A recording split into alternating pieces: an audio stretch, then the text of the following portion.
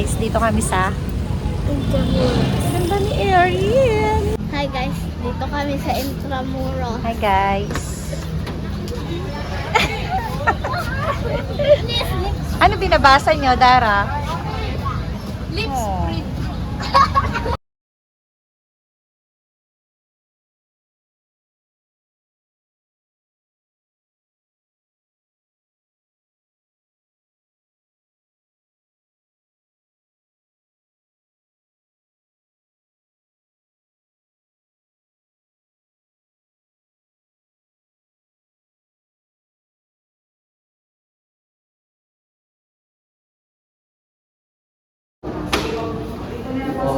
Dito na lang.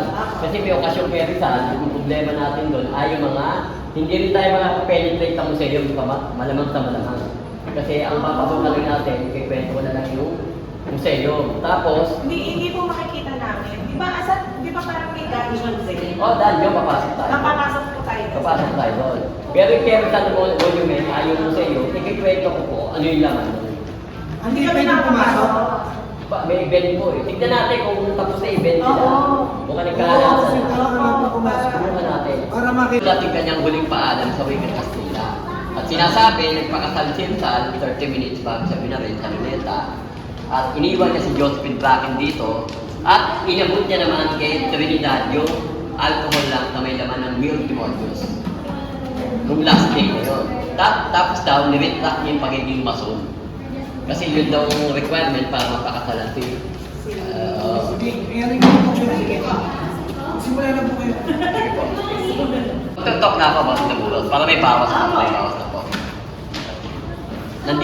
Nandito po kayo sa Port Santiago. Ang Port Santiago po ay maliit lang. Pero pag sinabi Intramuros, malaki po yan. 4.5 kilometer boards. Dito po nagsimula yung malalaking eskwelahan, Ateneo de Manila, UST, Beltran, Santa Rosa College. Kaya Intramuros ay sentro ng relihiyon, kultura, edukasyon, ano pa ba, economics, lahat, politics, nandito lahat. Nandito rin po yung pinakamayayaman tao sa buong Pilipinas. Ang mga Ayala nakalibing sa San Agustin. Tapos sa World War II, ang natirang simbahan lang dito ay San Agustin. Ang kasi kumpleto church dito, Lourdes Church. So, huling naman church of 1890 hanggang 1946. Lourdes, tabi ng PLN. Tapos, yung Mapua, simbahan din yun. San Francisco Church. Yung Manila Bulletin, Recoletos. Yung unang Santo Domingo Church, nandito rin po, nasira ng World War II. Tapos, yung Manila Cathedral ay siya lang po ang nabuo na church. Yung St. Ignatius Church, nandito rin. Kung saan nakalibing din yung dating unang Japanese Christian. Kasi nung panahon ng Kastila, magulo yung ano natin. Yung gobyerno, taka yung simbahan, laging may away. Kasi ngayon, hindi sila magkahiwalay yung panahon na yun. Lagi silang, ang pinagtutulungan nila, si Rizal. Kaya noon, ang Luneta po, ang tingin ko sa Luneta, ang tawag ko doon ay execution site. Oo, hindi lang si Rizal. Tandaan nyo, yung tatlong pare, pag nagpunta ka ng Luneta, in-execute, malapit sa execution ng Rizal. Yung Gumbursa. Naging parish priest siya dito noong panahon ng 1863 yan, 1870.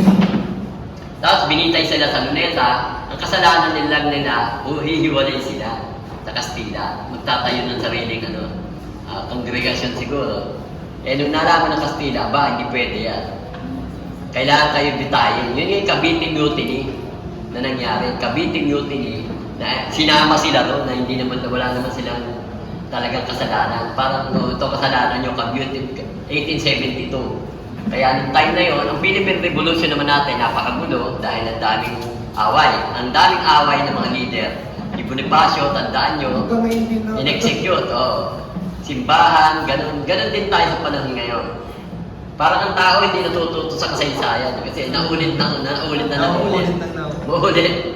Kaya ang Intramuros ay Spanish City. Nasakop tayo ng mga Kastila, 333 years, British, 1 year, 7 months, America, 50 years, and then Japan, World War II. Pero bago dumating mga Kastila, meron ditong komunidad, yung Raja Sulaiman Muslim. Kasi Muslim naman talaga ang Pilipinas. Pero bago dumating ang Muslim, meron tayong mga nauna pa, yung mga tribal na Pagano. Yung mga pagano, yung mga sumasamba sa araw, sa bato, naniniwala sa mga gano'n. Yun yun. Kaya ang island natin noon, 7,641 island. Pero ang nagagamit lang natin siguro nasa 2,000. Yung ibang island, hindi naman natin, iba siguro, lumilitaw pag high tide o low tide. Depende. Kaya Intramuros, dito, nung panahon na yon, ang Intramuros po paikot ng tubig.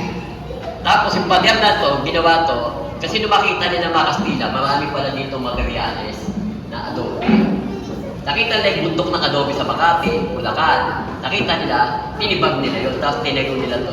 Kaya ang gumawa ng world ng Intramuros ay mga Pilipino, Chino, tapos mga Indian national, kasi all slave po. 250 years bago nila na po. 250 years bago na po ito. Kaya noon, ang presidente natin, Governor General. Kaya si Rizal, nung time na yun, hindi lang siya ang pinatay sa Luneta. 13 martyrs of Cavite, 13 martyrs, Gumbulsa. Pero all in all, 158 pala ang execute. At ang Luneta noon ay may simbahan din. San Juan de Bagong Bayan, kung saan naman nagtago yung British nung atake hindi Intramuros. Kung sinira nila ito, inatake nila, natalo yung mga Kastila, binalik din naman ng mga British yung after 2 years. Tapos nung malaman nila yung simbahan ng Luneta, delikado sila dahil doon nagtago yung British, giniba. Kaya wala na simbahan. Doon po yung unang nilaga, yung Black Nazarene. Kaya pansinin yun, January 9, bakit dinadala sa Luneta yung Black Nazarene? Ano ba connection doon? Kasi may simbahan pala roon. 1600 o 1609. Tapos, inilipat nila sa Intramuros noong 1700. Nilipat nila rito sa Recoletos, may Recoletos Church. Pangatlo na lang po yung simbahan ng Quiapo. Dito mo, kita nyo yung ano na yun. Yung ano naman, yung Santo Niño naman, ang kwento naman doon, dala-dala pala ng Magellan yun. Noong 1521. Kaso napatay si Magellan, kaya naipasa niyo doon kay Queen Juana ni regalo niya. Pero 45 years after pa, bago nakita ng mga sumunod na conquistadores. Miguel Lopez de Legazpi ang huli, meron din mga iba hindi nakarating dito. Sila, tatlo pa yung mga dalawa pang hindi nakarating. Ang nakarating lang si Miguel Lopez de Legazpi. Punta siya Cebu, pagdating niya Cebu, parang may kulang, nalilimutan siya. Ang nagawa lang niya sa Cebu, yung Port San Pedro. Kasi 5 taon lang sila nagtagal doon.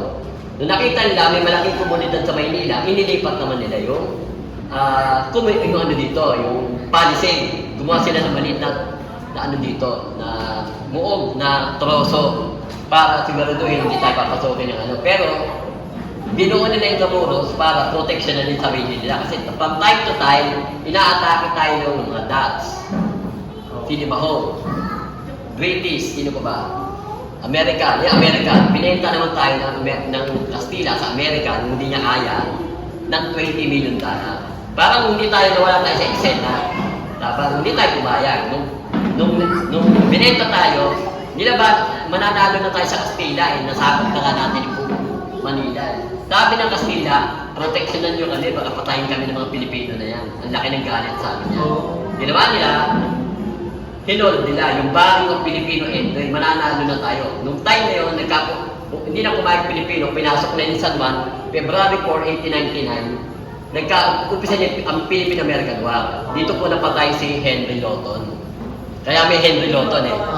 Si Henry Lawton ay famous American general sa Amerika noong American Revolution. Napatay siya rito ng mga kasadores na San Mateo sa December 19, buti matalas pa isip ko. December 19, 1899. Kaya si Aguinaldo nung tumatakas, dinidilay ni Antonio Luna, Gregorio del Pilar, kasi paakyat siya ng bundok.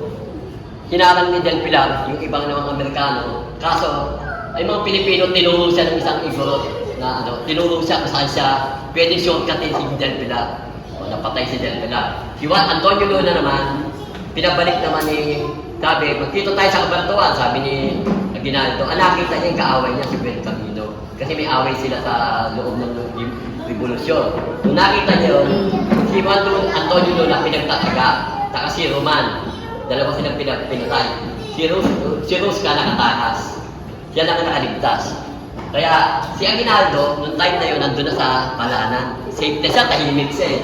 Itong mga Macabebe Scout, nakaaway naman ni Aguinaldo, kumampi sa Amerikano. Nag-disguise na prisoner Amerikano. 90. Mula sa Baler, sinurgat nila, nagbangko sila. 90 kilometer naglakad sila. Akala ni Aguinaldo, bihang Amerikano. Kung pala disguise. 90, kasunod, makabebe scout, dinampot siya ron. Yun po'y kaaway ni Aguinaldo. Yun po'y mga pangpangan. Nahuli siya, tumurender. Pero si Taylor Captain, na isa rin, hindi pumayag na manumpa sa Amerika. Pag hindi ka nanumpa, takon ka sa Guam. Nahuli siya, hindi siya nanumpa, nagpunta siya ng Japan. Bakit po tinatapos sa Guam?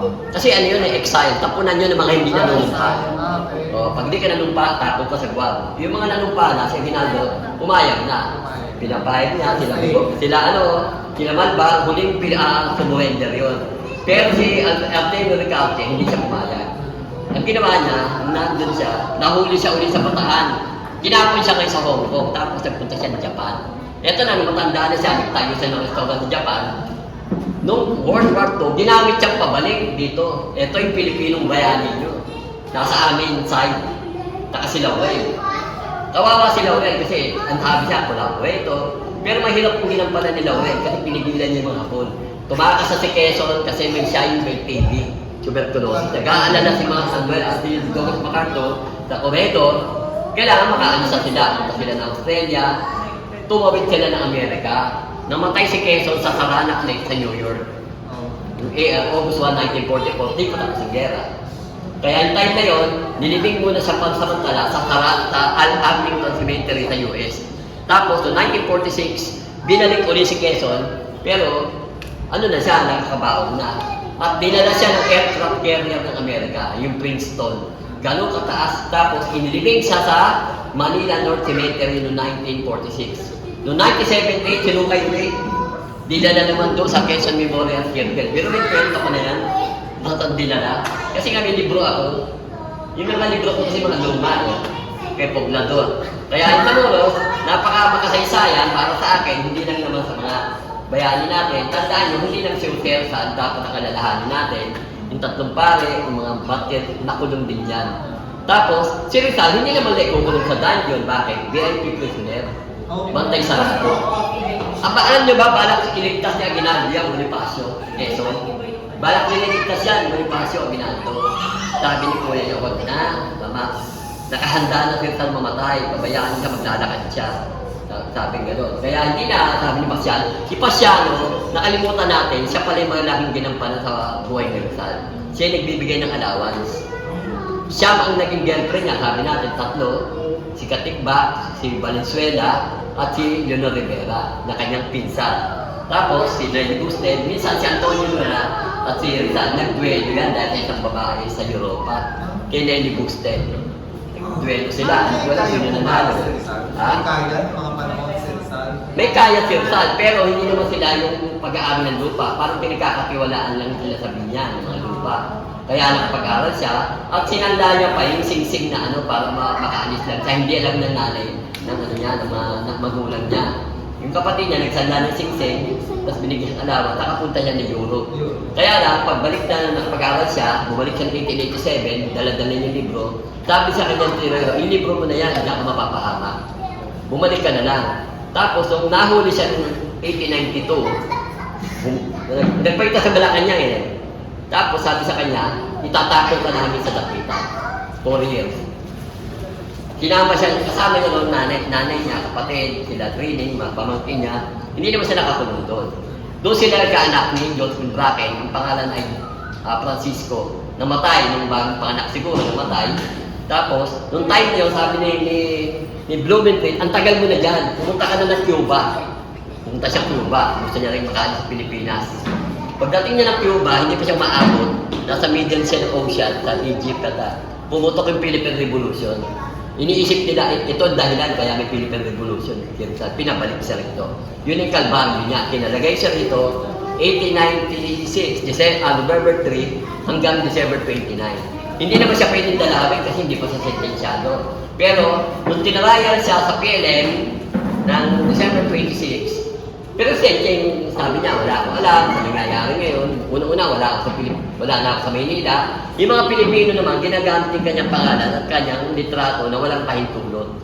Kaya wala, sabi niya, wala akong alam. Pero sa tingin ng Kastila, ang mga Kastila noon, dalawa eh. Si Blanco, ayaw patayin si Rizal. Decline. Eh, nagpalit ng Governor General. Camilo Polavieja, inano siya. Talaga in-execute siya. Sabi, hindi, patayin na yan. Wala nang dahilan para wala nang oras. Sinisave pa siya hanggang sa Spain. Isa pang Pilipino naman, nagsisave. Hindi, na may desisyon na.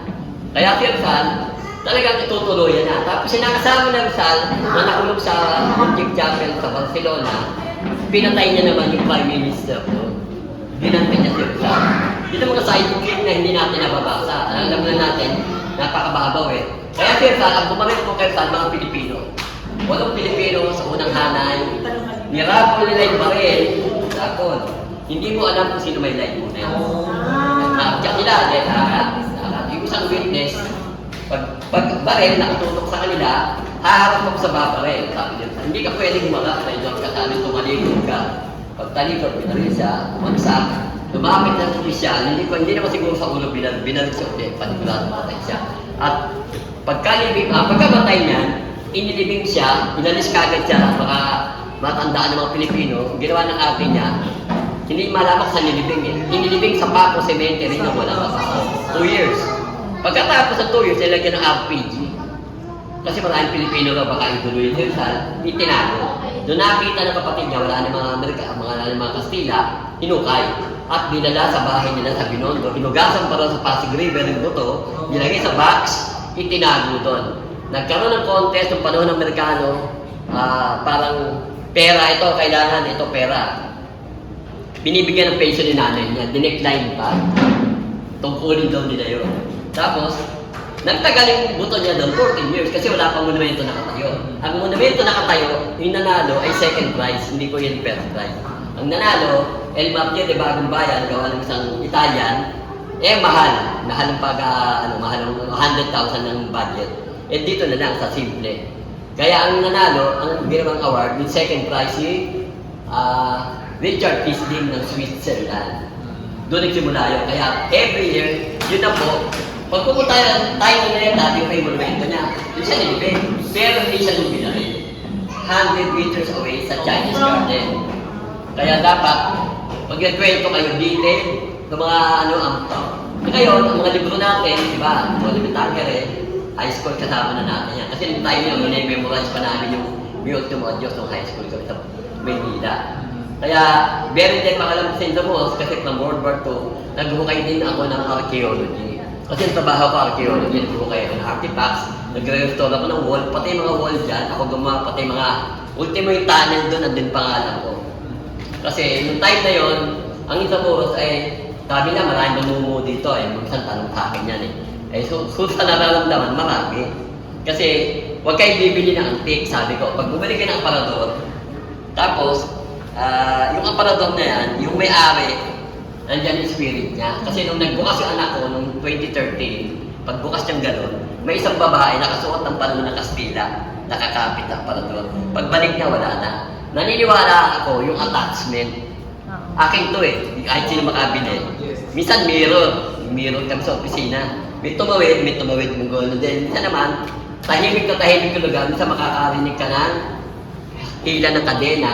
Tapos yung gwardiya namin, nakita niya, parang may nagmamark na sundalo.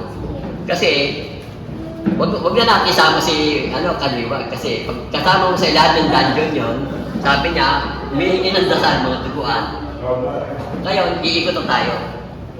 Sila na magpapalit. Tayo po sa iyo, sana tapos yung nila activity. Hindi natin matapos kuya. Sabi ka nila. Nandito po tayo ngayon sa Port Santiago. Nandito tayo ngayon. Ayan, kikita niyo ba yan? 4.5 kilometer or 64 hectare. Dati tubig yan. Dahil sa sobrang dumi ng tubig na yan, nagiging breeding ground tayo ng mosquito. Ginawa ng Amerikano, ginawang golf course. Pahingahan nila, parang recreation. Tapos sa sobrang init sa Pilipinas, ano pa ginawa nila? Dinevelop nila yung Baguio City noong 1908 kasi walang pahingahan. Yung unang flag ng Amerika dito po tinaas. Yung po yung rampa. Pagpapasok tayo sa ilalim, daanan po yon, yung ginawa na po ng Borta Chapel.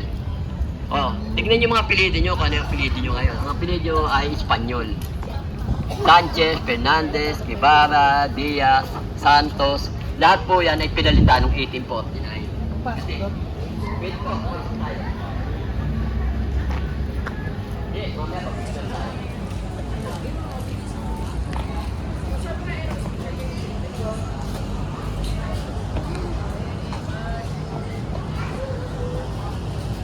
Kung kita mo, baka may stress ng mga ito, mapagod. Pasok, bilis, iras. Pasok tayo dito.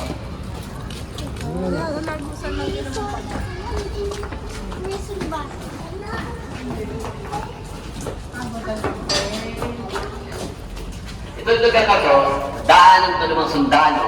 Pag pupunta sa kabilang, kabilang side. May gold course.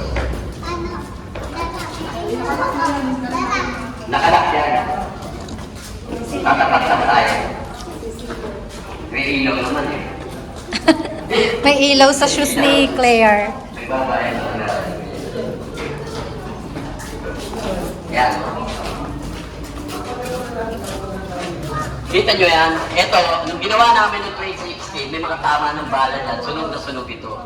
Tapos nirestore namin yun. Dati may tulay dyan. May isang tulay dyan, kaduktong doon, kasi ilog nga yan, tubig. Ngayon, ginawa na siyang Our Lady of Guadalupe Chapel. Alam niyo ba Our Lady of Guadalupe, Patron Saint of Mexico? Yan. Sa ngayon, kinumbert na lang chapel yan. Nung naghuhukay kami dyan, ang dami namin na hukay na artifacts, pati mga kalansay. Naghuhukay kami, hindi namin alam, kada bunot namin na isang punot ganyan, may makukuha pa kami mga kalansay sa ilalim. Kaya minsan, maano ka na lang, kaya pala minsan, pag natutulog kami sa isang area, sa isang close area, gising na yung mata mo, ba't di ka makaalis? 5 beses po nangyari sa akin yan. Nakikita ko na yung parang, ba't hindi ako makaalis? Parang may pumipigil sa'yo. Tapos ito pa, experience ko dyan. Yung kadena po ng kwarto ko, may butas sa ganon, hinila talaga, babasa ako gabi. Nagsalita ako, kung sino man kayo, ipagdadasal ko na lang kayo, manahimik po kayo, huminto. Kasi pag ikaw ang natakot, ikaw ay aalis to sa tinutunugan mo na yon. Dapat pala magsalita. Itong lugar na to, daanan po to ng mga sundalo. Sunog na sunog po ito. Ang tawag ko dito ay mga tama ng bala, bullet riddle wall. Kasi nagkaroon ng counter, nagkaroon ng counter dito eh. Original po. Original. O, tandaan nyo, yung building na pupuntahan natin mamaya doon, si Elpidio Quirino. Si Elpidio Quirino nakulong dito, grabe naging buhay noon. 3 anak niya at ang kanyang asawa, pinatay nung Hapon noong World War II. Tapos, pinatawad niya pa Hapon. Yun yung mahirap na ginawa niya. Tapos sabi sa kanya, ba't mo papatawaran yung pinatay niya yung pamilya mo? Sabi niya, I want to end the anger of this country. Ngayon, pag pupunta ka ng Japan, meron siya ngayong marker. Ito, tama ba ito na bala? Oo, tama ng balay pa dyan. At kayo sa labas. Pinatulbid si tatay, Jessica Soho. Jessica Soho na, di ba? Kasama. Yung mga dark tourism. Kasi iba, yung mga nag-dark tourism, hindi ko alam sa pwede galing. Yung Bay, napakalapit natin sa Manila Bay. Ayan. Ang Manila Bay, yung Port of Manila, dinagdag lang nila yan. Nandito yung Manila Bay. Oh, alam nyo ba, kwento rito sa golf course ngayon? May balak po gawing parks. Iko-connect na po sa Luneta. Iko-connect sa Esplanade. Esplanade ito eh. Ongoing na eh.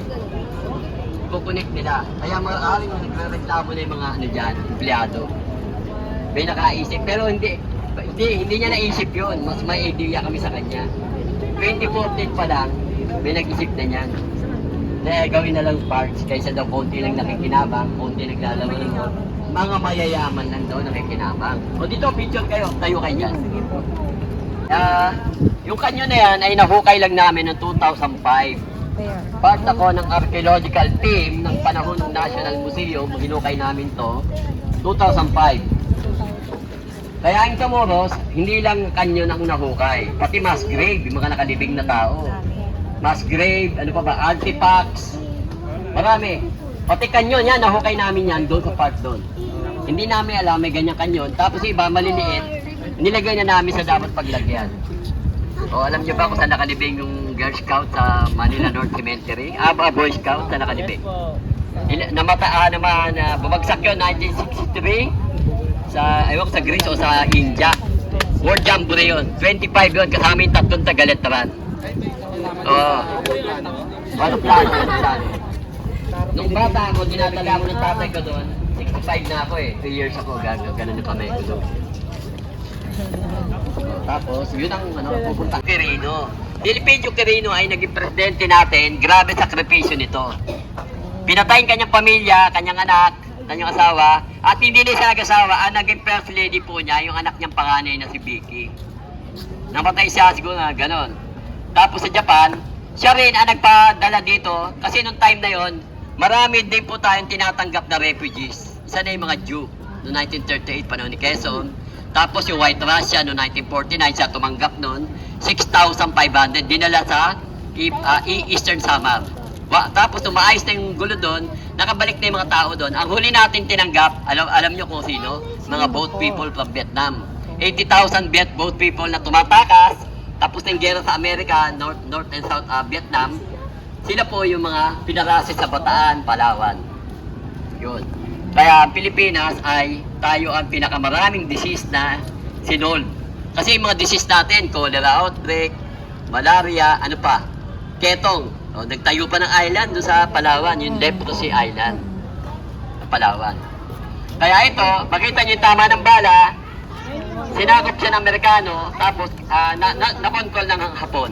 Kaya nung time na yun, ang nasa loob ng Hapon, ito yung mga bala tama ng Amerikano yan. Nung marinig nila malapit na Amerikano dito, naging malupit na yan, Hapon. Pinadak nga nila sa dungeon, 600 Pilipino. Pinadak nila yun. Pupuntahan natin mamaya yun. Kapag nagbarilan pala, ito walang mga tama. Kailangan pala talaga nakadapa. Dapa ka, oo. Na? Kasi Oo. ito. Kasi mataas ang ano. Paano? Ang maganda no, magpapatay-patayan ka na para hindi ka na matatamaan. Kasi nung time na yun, papicture tayo sa harap doon. Hindi, dito mas maganda ron. Doon sa harap. Tapos tatamaan na natin. Ito ba sila, grupo? Layo na ito. Explain ko lang yung main. Tapos dito, moat. Ay, moat. Ayan, matubig. Dati, dire-diretso sa Pasig River. Saka sa, paikot ng Camoros. MO80. O, moat. O, MO80 moat. Ito po naman yung main gate ng Port Santiago ay nasira ng tangke yan noong World War II. Base sa pinanood yung movie. Nasira yan kasi balak niya i-rescue yung 600 Filipino-American na nakagulong doon. Kaso too late, patay na rin lahat. Tapos, dyan din yung po, lumabas yung Rizal bago siya binaril sa Bagong Bayan. May picture na painting ni Carlos Botong Francisco. Meron siyang painting dyan na malaki. Kaya makasaysayan yan, yan po yung Santiago de Matamoros, sinasa taas, inasa ilalim mga Muslim. Kasi tinalo ng mga Muslim, tinalo ng Christian ni Muslim nung 14th century. 7 years na sakop pala ng mga Moro ang Spain. Kaya yan talaga, makasaysayan, nung nirestore namin sa 1982. Nung ginawa ka namin yan, ruins, drawing ko pa yan, as is, binuo. Yung seal ng Spain, pag nagpunta ka na ng Mexico, meron din dun sa... Wala namang wall na ganito kagaya kundi sa Mexico, Puerto Rico, tayo lang meron ganito sa Asia. Iba naman yung, yung Great Wall of China, pader na mahaba lang yun. Ito kasi paikot sarado eh. Ngayon, dito tayo magka-picture, siguro dito. Ito po, hindi nakikinig. Ay. Nakikinig po. Hello po. Ayan pa yung backup ito. Yun. Ayan. Step. Pagkatapos sila tayo naman. Ano daw? Good step daw kung Rizal. Talaga ha? Tapos sila tayo. Oo nga. Ayun nga po, step ba Oo, oo.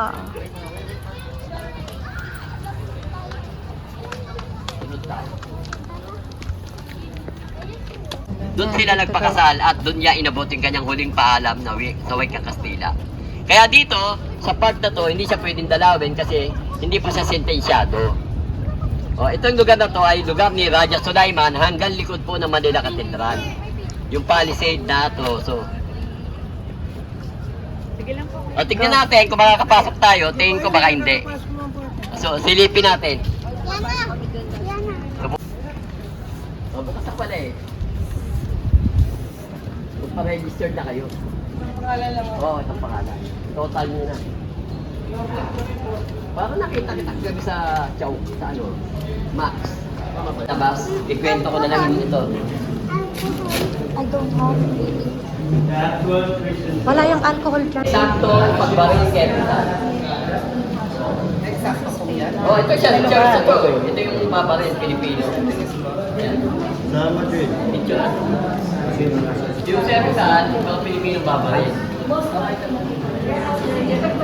Pag punta ka ng Luneta, may picture siya.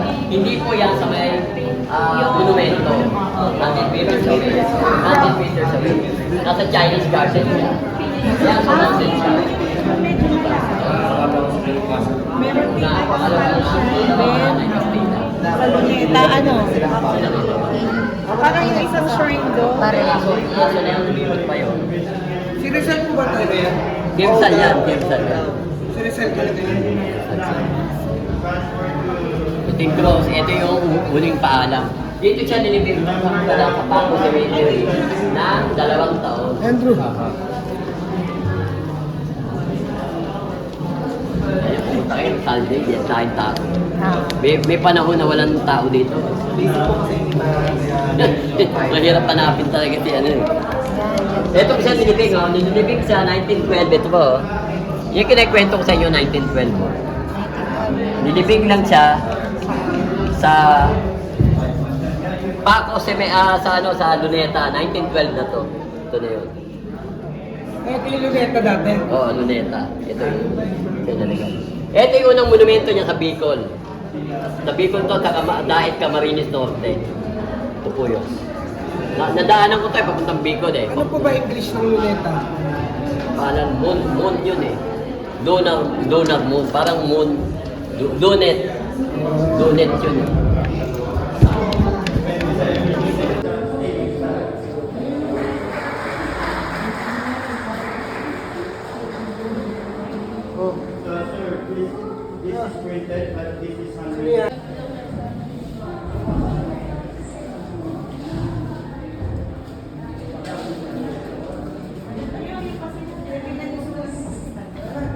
Bakit? Yung nagpapatay kay Rizal, yung tatlo. Yung tatlo pa. Yung bishop, yung governor general, at yung general. Nagpapatay. Ito yung apat na bayani natin. Antonio Luna, Juan Luna, Aguinaldo, Bonifacio. Yung Philippine controversial yan. Ito yung Tracy Martires. Tracy Martires sa Makakami. Pinakamalapit na mukha ni Rizal ito. Mahal po itong painting na to, 1891. Ginawa ni Telesforo Subcang. Walang pinakamalapit na mukha ni Rizal ito. Kundi ito po. Pinakamahal na painting. Kausapin curator, 1891. Ha? Mahal. Dahil yung painting niya doon sa baba, yung painting doon sa kabila, mahal din to. Million to, million. Yung original. Yan po talaga yung mukha niya. Yung pinakamalapit. Hindi. Yun o, yung kanyang manggagamot sa mata, di ba?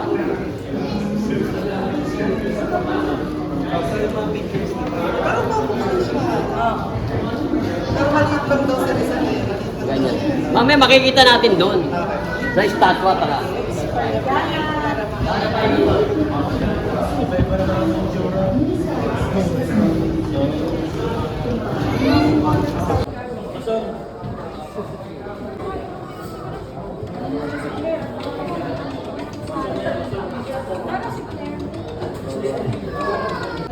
Ayan. Ano? Yan po yung ano niya, height niya. Yan, yung mismo. Tapos siya parang Oo. Naglakad dyan, papunta Luneta, dito galing. Huling-huli to. Doon siya galing. 5'4" lang yan. Ay, 4 ano? 4'11". Hindi naman daw.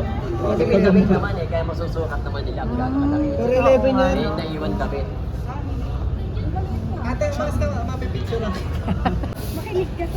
Dito nakalibing yung 600 Filipino-American na galing sa ilalim ng dungeon.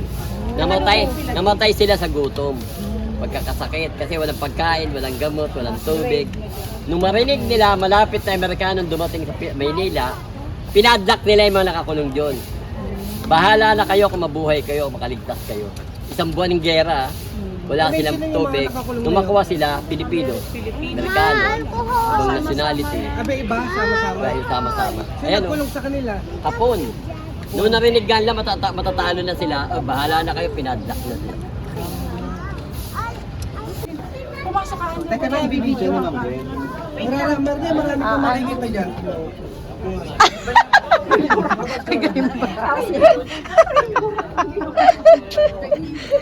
Dapat lagyan ng aircon sa loob nito. Ayan, hapon. Pwede pala hindi naman yung muko. Ito po, masakit nyo to. Kulungan din, natakpa na sira.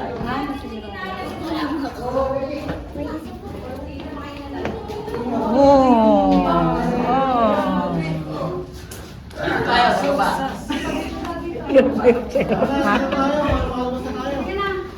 Dito na parang tiny house. Meron pa dito eh.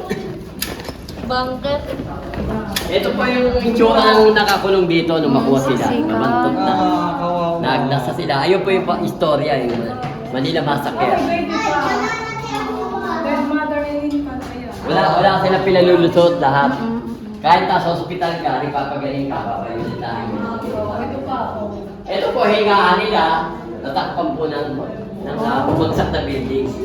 Kaya dito, humingi sila ng tulong, sumisigaw sila. Wala naman sila magawa kasi wala silang pagkain, walang gamot, walang tubig. Sila, isa-isang namatay. Kaya nung makuha sila, nabantot na. Yung Japanese na nag-utos na ikulong sila dito ay nagpakamatay bago siya mahuli. Hindi nasunog. Ito kasi hindi naman to sa dungeon, sa labas sa Intramuros. Yung mga nasa dungeon, yun nandun, mga nakakulong doon. Sinasabi nila pag may high tide na lulunod, pag pero may part dito na hindi pa namin nakita kung saan banda yun. Kada butas may higahan. Dito na tayo. Tubig.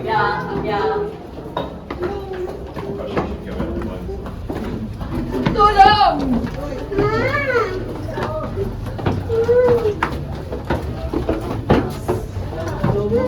Challenging naman itong pagtakot. Oh.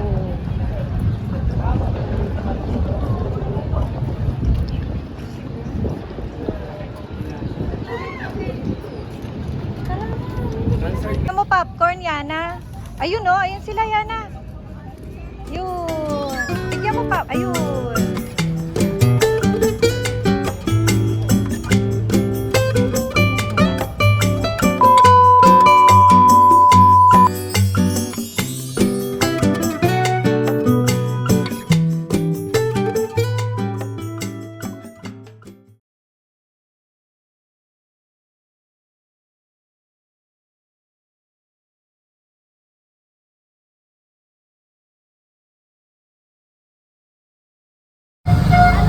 President Grand Palace Restaurant. Eto na, busog na busog. Nabusog ba kayo? Busog! Busog! Eto, busog na busog. Dami na kain.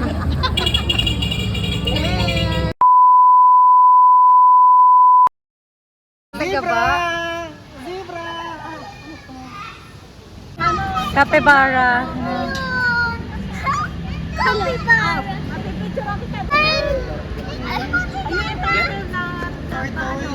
ba yun?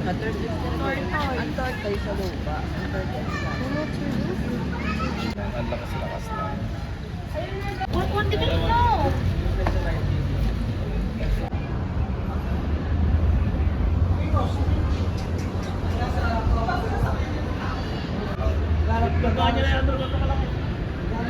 Wait naman yung gulong ko lang. Atawagin mo natin.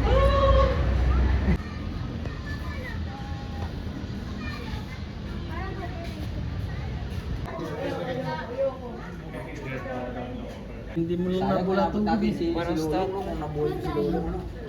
Puro talaga mga ayos. Pwede mo nga siya tabas ito din. Maliit. Ito. Bata pa. Ayun ka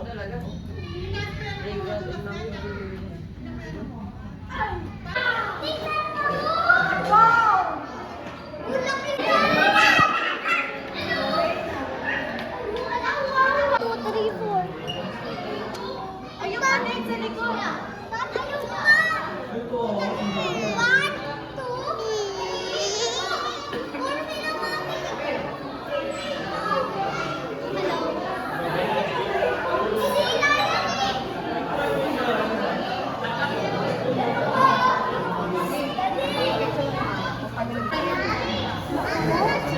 1, 2. Alam mo sa sarang yung pagbumun.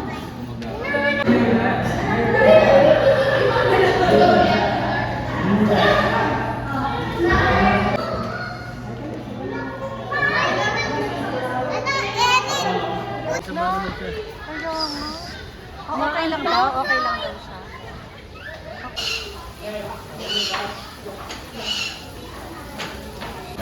Hi! Yan sila na nabubuhay. Butterfly namin. Mga butterfly namin. Sa baba. Diba? Ang daming mga black. Nabulab. Huwag mo ganyan yung mukha.